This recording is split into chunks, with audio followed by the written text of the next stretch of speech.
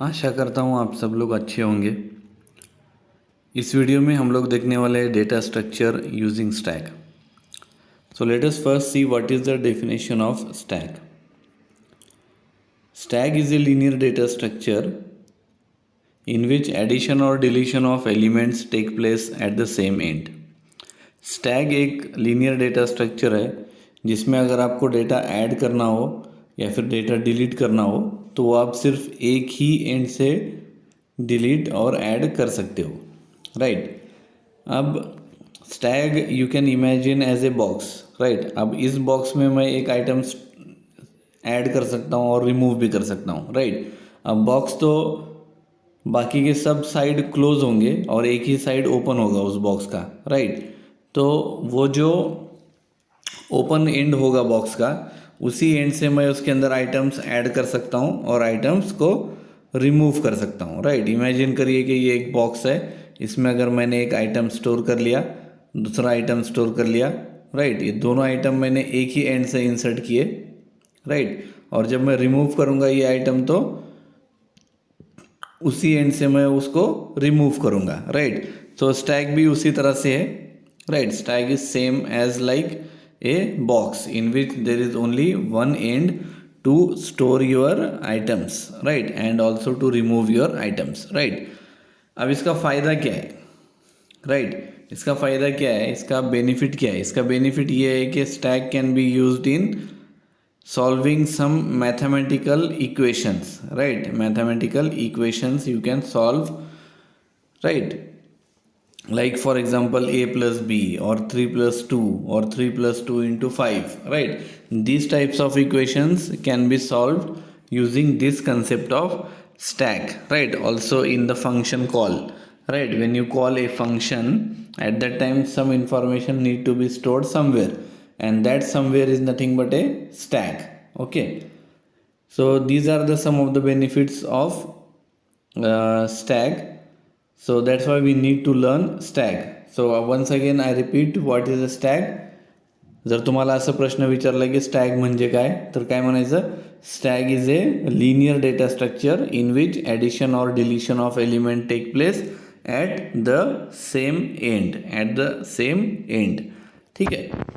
Next, stack as an abstract data type. तर abstract data type आपण chapter number 1मध्ये शिकलो। ॲबस्ट्रॅक्ट डेटा टाईपमध्ये आपण काय बघितलं की ॲबस्ट्रॅक्ट डेटा टाईप म्हणजे एक असा डेटा टाईप आहे जिथं तुम्ही काय करू शकता,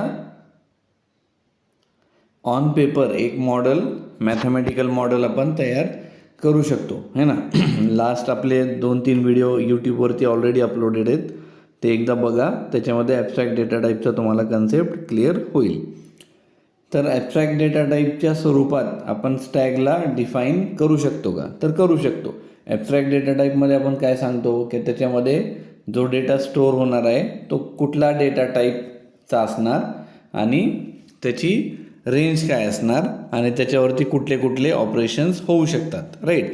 ह्याची एक जर आपण लिस्ट बनवली, कुठले कुठले ऑपरेशन होऊ शकतात आणि त्याच्यामध्ये कशा स्वरूपाचा डेटा स्टोअर होणार आहे ते जर आपण सांगितलं, तर आपण काय तयार केला, ॲबस्ट्रॅक्ट डेटा टाईप आपण तयार केला, ठीक आहे।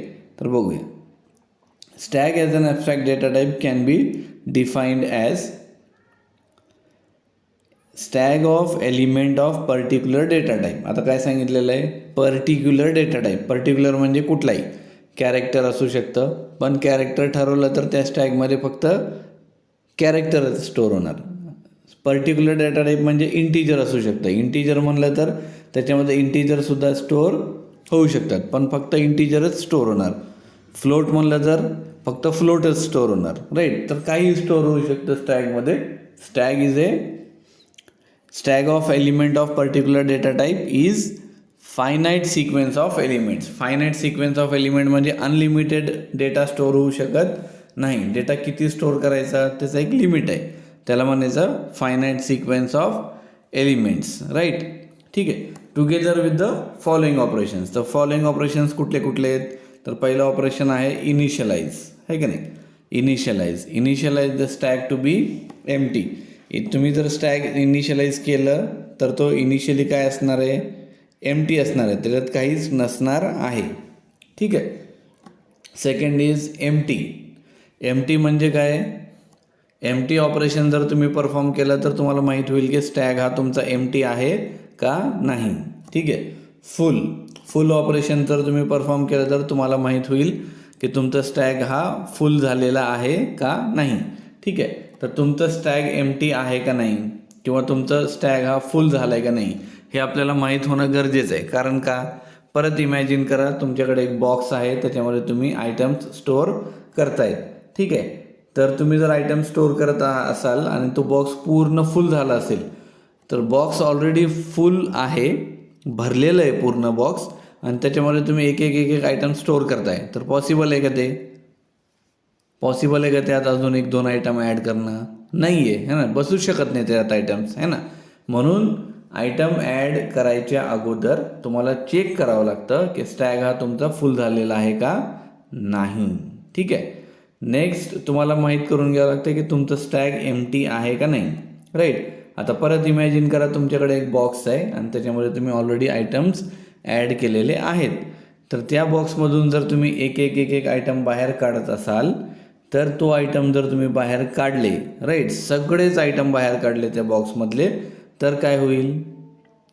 तो बॉक्स एम्प्टी होईल. आता एम्प्टी बॉक्समधून तुम्ही अजून एक आयटम बाहेर काढायचा प्रयत्न करताय, तर पॉसिबल आहे का? एम्प्टी बॉक्समधून अजून एक आयटम बाहेर काढायचा प्रयत्न तुम्ही करताय, तर ते पॉसिबल आहे का? नाही आहे, है ना. आयटम्सच नाही आहेत त्या बॉक्समध्ये, तर काढणार कुठं? म्हणून जेव्हा तुम्ही आयटम रिमूव्ह करता स्टॅगमधून तेव्हा तुम्हाला क्रॉस चेक करावं लागतं की स्टॅग हा तुमचा फुल आहे का नाही. जेव्हा तुम्ही आयटम्स रिमूव्ह करता तेव्हा तुम्हाला चेक करावं लागतं की तुमचं स्टॅग एम्प्टी आहे का नाही. एम्प्टी स्टॅगमधून तुम्ही काही काढू शकत नाही. ठीक आहे. Next, this is about push and pop, right? So once again I will repeat. First operation is initialize operation. ठीक है. This operation will initialize your stack, and whenever you initialize the stack, initially it will be empty stack. Okay. Second operation is empty. This operation will determine whether your stack is empty or not. Third operation is full.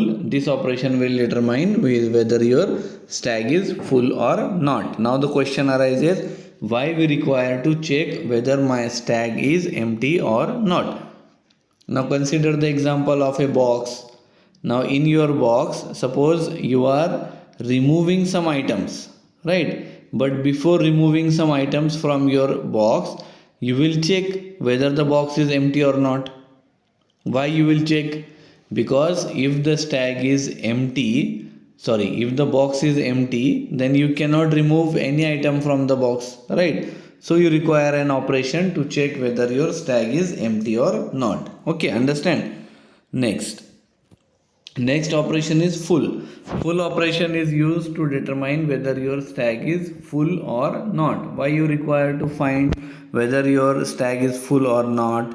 Now again consider the example of box, right? Now in your box you keep on going inserting all the items you have, right? At one time what will happen? Your box will get full, right? Your box will get filled and it is totally full, and in a totally full box you cannot add a new item, right? You cannot add a new item. So before adding any new item in your stack, you have to check whether your stack is full or not. That's why these two operations are there. Okay, ठीक है, पुढे चला. Next operations are push and pop, right? What is push? Push operation, if stack is not full,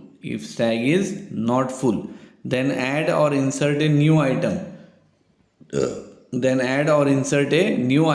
At one end of the stack, right? If stack is not full, then what will happen?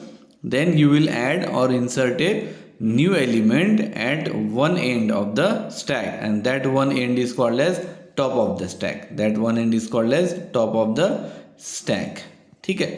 Push operation म्हणजे काय?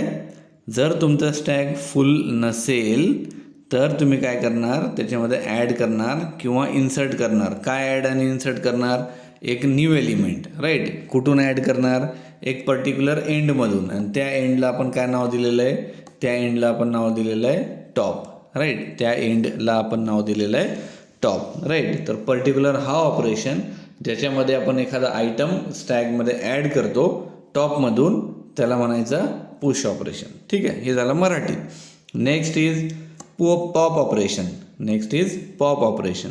ठीक आहे, if the Stag is not empty then delete the element at its top. Right, suppose the stack is not empty, then what will happen? You will remove the item from the top of the stack. Right, so this particular operation is called as pop operation. Pop ऑपरेशनमध्ये आपण काय करतो, जर तुमचा Stag empty नसेल तर आपण top most element जो आहे तो आपण रिमूव्ह करून देतो. राईट, जर आपण टॉप मोस्ट एलिमेंट रिमूव्ह केला तर त्या ऑपरेशनला आपण काय म्हणतो, पॉप ऑपरेशन. तर अशा पद्धतीने आपण 5 ऑपरेशन बघितले. So in this way we have seen 5 operations. First one is initialize, second empty, third full, fourth one is push and fifth one is pop. Now the last operation remaining is display operation. Display means very easy. If the stack is not empty, then retrieve all the element starting at its top. Right, get all the elements which are at the top of the stack. Okay, so these particular operations we can perform on a stack. So total how many operations I can perform on a stack? I can perform total 6 operations: initialize, empty, full, push and pop and display. ठीक है, okay. Now there is one question in the board exam. Board एक्झाममध्ये एक प्रश्न विचारला जातो, तो म्हणजे difference between array and stack. ठीक आहे, तर टोटल पॉईंट्स किती आहे डिफरन्सचे? 4 पॉईंट आहे. ठीक आहे, तर पहिला पॉईंट काय सांगतो, हे कळालं तर तुम्हाला स्टॅग इझिली कळेल. If you understand the difference between array and stack then you will understand the concept of stack. Okay, now array म्हणजे काय? राईट, अरे म्हणजे any element of an array can be accessed. है ना, अरेमधला कुठलाही element मी access करू शकतो. समजा मला 5वा एलिमेंट पाहिजे.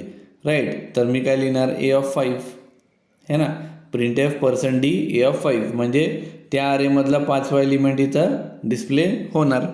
स्टॅगमध्ये नाही, स्टॅगमध्ये आपण लिमिट लावलेली आहे. काय लिमिट लावली आहे की only the top most element can be accessed, म्हणजे स्टॅगमधला टॉपचा जो आयटम आहे तोच आपण रीड करू शकतो. राईट, तो very first difference between array and stack is any element of an array can be accessed. Right, from an array suppose you want to access the 6th element, then what you will write, A6, print f %d A6. so this will print the 6th element. Right, but this is not possible in stack. Why it is not possible in stack? Because you have decided that item can be removed only from one end, and that one end is called as top. That's why only the topmost element can be accessed in stack. So this is one difference. Second difference काय आहे बाबा? Second difference आहे an array essentially contains homogeneous elements. Right, stack may contain diverse elements. Right, suppose if you are making this tag using structure, right, using structure. Right, do you remember structure in C? So if you are developing this tag, if you are implementing this tag using structure, then diverse elements are possible. But if you are implementing this tag using array, then diverse elements are not possible.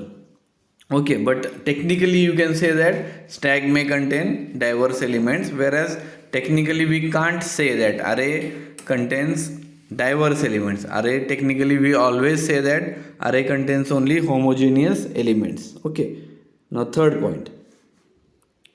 तिसऱ्या पॉईंटमध्ये आपल्याला सांगितलेलं आहे की अरे हा static data structure आहे आणि त्याची साईज रिमेन्स कॉन्स्टंट, आणि स्टॅग हा डायनेमिक डेटा स्ट्रक्चर आहे म्हणून त्याची साईज जी आहे ते कमी जास्त होऊ शकते. राईट, टेक्निकली स्टॅग हा डायनेमिक आहे, पण आपण जेव्हा प्रोग्रामिंग करतो तेव्हा स्टॅगला आपण अरेमध्येच इम्प्लिमेंट करणार आहे, त्याच्यामुळे त्याची साईज काय असणार आहे, स्टॅटिकच असणार आहे. ठीक आहे, समजलं का? स्टॅटिक म्हणजे काय?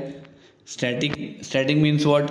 Static means you cannot increase the size of the array, right, during the execution of your program. Once you decide the size of your array is 10, right, then that size cannot be changed. Right, so that's why array is static. But stack, if implemented using linked list, right? It can be act as a dynamic list. Dynamic means whose size can be changed while your program is executing, right? It can be changed from 10 to 12 or from 12 to 8. The size of the stack can be changed means what? स्टॅकची size बदलू शकते. म्हणजे काय, जर तुमचे जास्त element आले तर 12 एलिमेंट स्टोअर होऊ शकतात. जर कमी एलिमेंट आले तर 8 एलिमेंट स्टोअर करा आणि पुढचे 2 मेमरी लोकेशन वेस्ट करू नका, राईट. ते म्हणजे डायनॅमिक आणि स्टॅटिक. ठीक आहे. लास्ट पॉईंट राहिलं आहे. लास्ट पॉईंट म्हणजे there is an upper limit on the size of the array, right. ते आता जे सांगितलं तेच. Size of the array is fixed, it cannot be changed, but logically a stack can grow at any size. So this much knowledge of stack is enough for today's lecture. So in next lecture we will continue. Okay, थांबूया आपण इथं. Bye.